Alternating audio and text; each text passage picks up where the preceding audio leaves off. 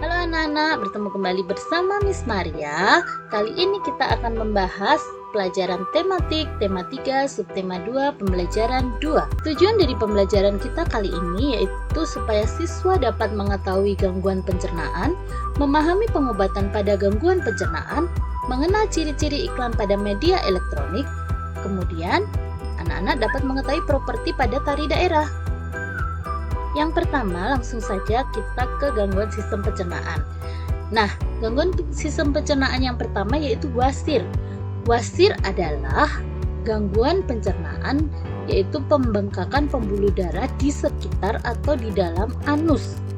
Nah, gejala dari penyakit ini yaitu gatal, nyeri pada anus, keluar darah atau nanah saat atau setelah BAB. Kanker usus besar. Awal mulanya adalah sebuah tumor jinak yang disebut dengan polip adenoma.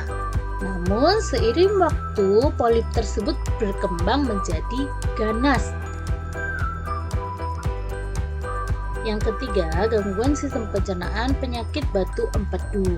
Nah, terjadinya penyumbatan pada saluran empedu disebabkan oleh batu hasil pengkristalan kolesterol. Jadi kolesterolnya itu mengkristal yang mengakibatkan tersumbatnya saluran empedu. Batu empedu itu terbentuk dari pengkristalan bilirubin atau zat yang menyebabkan penyakit kuning. Jadi gangguan sistem pencernaan tadi. Nah, ini ada pengobatan gangguan pencernaan. Bagaimana cara mengobati gangguan-gangguan pencernaan tersebut? Yang pertama, mengkonsumsi obat-obatan. Obat-obatan untuk sistem pencernaan. Gangguan sistem pencernaan itu ada bermacam-macam ya anak-anak jenisnya. Jadi, contohnya adalah obat MAH.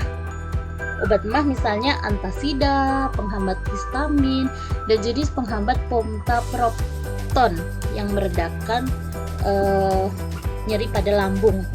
Kemudian paracetamol, probiotik, obat pencahar, antibiotik, obat autoimun, obat yang melemaskan otot anus, nifedipin atau nitrogliserin, suntik botox terbuat dari bakteri Clostridium botulinum untuk gangguan saraf tertentu.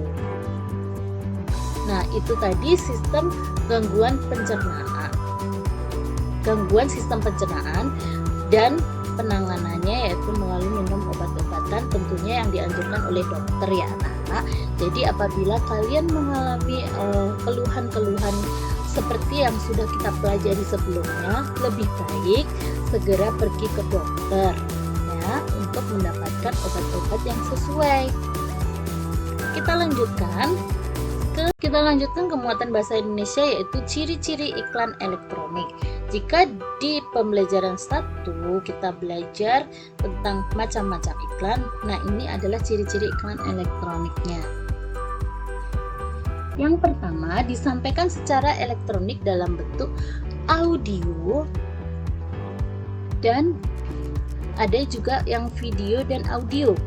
Untuk audio, iklan elektronik dalam bentuk audio itu iklan yang hanya dapat didengar.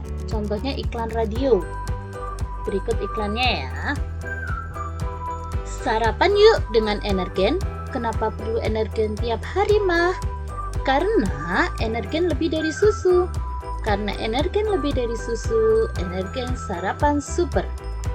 Jadikan Energen padat bernutrisi, mengenyangkan, dan bertenaga. Sarapan super Energen. Kemudian, untuk video dan audio, itu merupakan iklan yang dapat dilihat, didengar, dilengkapi dengan teks. Nah, itu biasanya adalah iklan televisi. Berikut contohnya. Sarapan yuk dengan Energen. Kenapa perlu Energen tiap hari, Bu? Karena Energen lebih dari susu. Energen sarapan super. Semua kebaikan susu plus sereal plus telur plus Sigma Fit. Jadikan Energen padat bernutrisi. Mengenyangkan menyegarkan dan bertenaga. Sarapan super energen.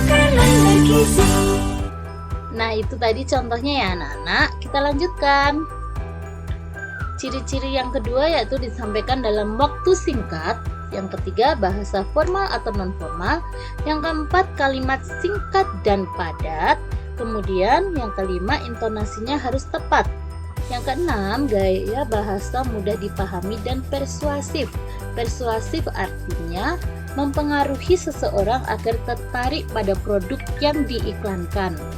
Kemudian terdapat musik pengiring yang tepat. Itu adalah ciri-ciri iklan media elektronik. Selanjutnya materi kita yaitu tentang properti pada tari daerah.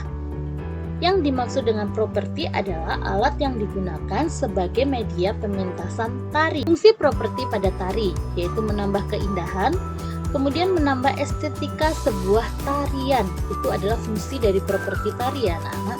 Contohnya, tari gantar dari Kalimantan menggambarkan gerakan orang yang tengah menanam padi. Properti yang digunakan adalah tongkat dan biji-bijian. Jadi anak-anak, itu adalah fungsi properti tari dan penggunaannya dalam tarian. Berikut akan Miss berikan contoh-contoh tarian dan asal daerahnya, kemudian properti yang digunakan. Yang pertama, nah ini adalah contoh-contohnya. Yang pertama, tari reog. Tari reog ini berasal dari daerah Ponorogo. Properti yang digunakan yaitu topeng reog. Tari kuda lumping, asal daerahnya adalah Yogyakarta. Propertinya adalah jaranan. Jadi propertinya itu menyerupai kuda ya anak-anak. Itu disebut, makanya disebut tari kuda lumping. Kemudian tari jaipong. Tari jaipong ini asal daerahnya adalah Karawang. Properti yang digunakan adalah selendang. Tari baksa kembang. Tari baksa kembang ini berasal dari daerah Banjar. Properti yang digunakan adalah rangkaian bunga. Lanjut, tari serampang 12.